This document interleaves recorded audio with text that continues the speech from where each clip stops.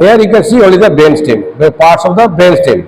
The upper part is the midbrain, and this is the middle part, pons, and lower part, medulla oblongata. So I am turning it backwards, posterior side, because fourth ventricle, it is on the posterior to the pons and medulla. If I put a forceps or a stick behind this pons and medulla, it is going in between the cerebellum behind and pons and medulla in front. So this stick, it is inside the fourth ventricle. So if I show you by separating the two hemispheres, the position. So this is the floor of the fourth ventricle. So I am now in the floor of the fourth ventricle here. The next part is what is the boundary of the floor. If you see, shape of this floor is rhomboid shaped. This one, and so it is also called rhomboid fossa, and having four angles: one upper angle, one lower angle, and two lateral angle. And if this rhomboid shaped floor, if I divide in the midline, you can see the midline, a sulcus called median sulcus. This median sulcus, it divides the floor into two halves, right half and left half. Both the halves again triangular, right? And lateral to this, another sulcus is there. Can you see the sulcus? Very indistinct sulcus, not so distinct like that of the median sulcus, but laterally another indistinct sulcus is there. And that sulcus is called sulcus limitans. This is sulcus limitans, this one. The sulcus limitans, it divides the each half of this floor into medial part and lateral part. The medial part is called the medial eminence, and lateral part here, it is called the vestibular area. Again, if I divide this rhomboid shaped fossa in this way, here also this floor is divided into upper triangle and lower triangle. But in the previous separation by the median sulcus, right triangle and left triangle, and I told you this is divided into two halves, lower half and lower half. Actually, it is divided by the white fibers called stria medullaris. The stria medullaris is actually the fibers coming from the nucleus which is present inside the medulla, and the fibers from this running backwards through the medulla and coming posteriorly, and the fiber goes on both sides up to the cerebellum like this.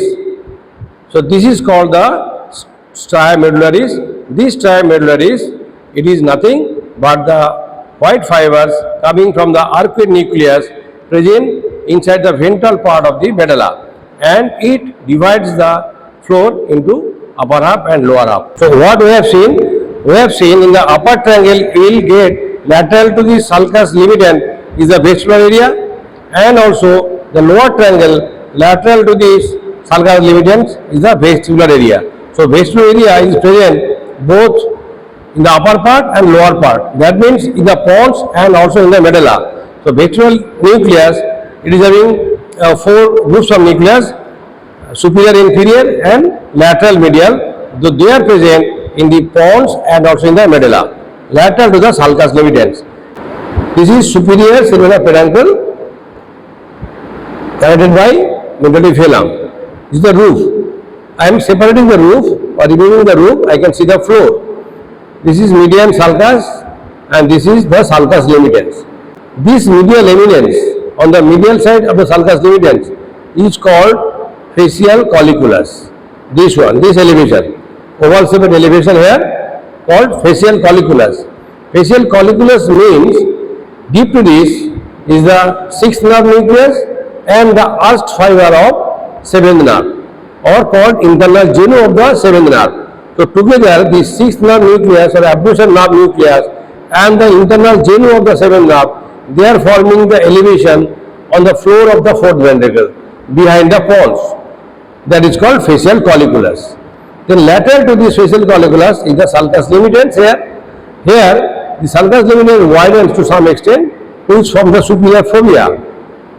And lateral to this area is called the vestibular area. Here.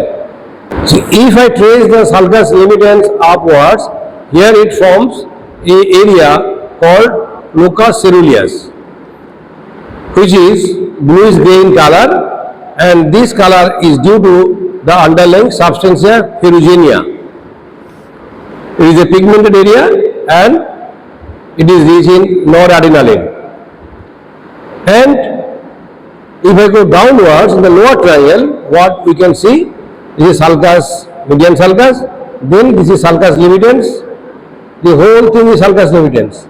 Here also the sulcus limitans is there, and the depression on the sulcus limitans more or less on the middle part is called the inferior fovea.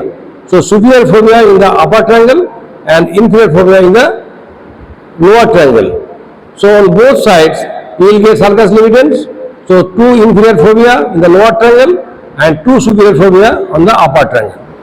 And this elevation medial to sulcus limitans is called, this one called hypoglossal triangle, deep to which you will get the hypoglossal nerve nucleus. And lateral to this sulcus limitans, here another triangle is there, this one, this elevation.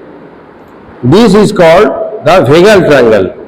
So in between vagal triangle and hypoglossal triangle, there is this sulcus limitans and inferior fovea.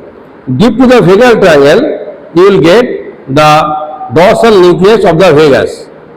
Here, motor part of dorsal nucleus of vagus deep to the vagal triangle. So both sides there are two vagal triangles, and below vagal triangles, laterally here there is ependymal thickening, which is glistening. This one, this ependymal thickening on each side, that is called funiculus separations. Both sides. The funiculus separations, actually it separates this vagal triangle from the area postrema. This is area postrema, this one.